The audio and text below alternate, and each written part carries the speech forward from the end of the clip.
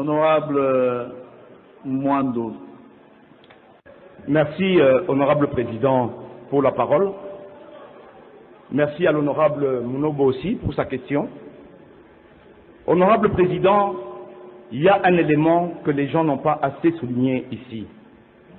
Qu'on ne nous parle pas de sécurité parce que tout le monde sait que c'est faux.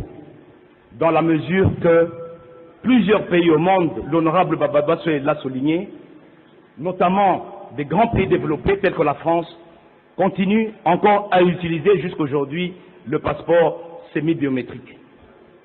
Qu'on ne nous parle pas de l'OACI, parce qu'il est clair, et le ministre le sait mieux que moi, que l'OACI n'a jamais exigé autre chose qu'un passeport lisible à la machine, et le passeport semi-biométrique actuel est lisible à la machine. Il s'agit donc de fausses raisons. La vraie raison ici, c'est la raison des affaires. Ce sont les affairistes qui ont décidé de mettre fin à la jouissance paisible du passeport par le pauvre citoyen congolais.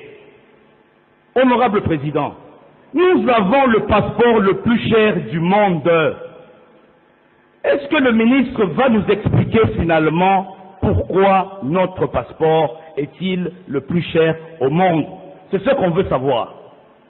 Deuxièmement, Monsieur le Président, Monsieur le ministre doit nous expliquer aussi, parce qu'on parle de 185 $ pour le passeport qui en moyenne varie autour de 250 $.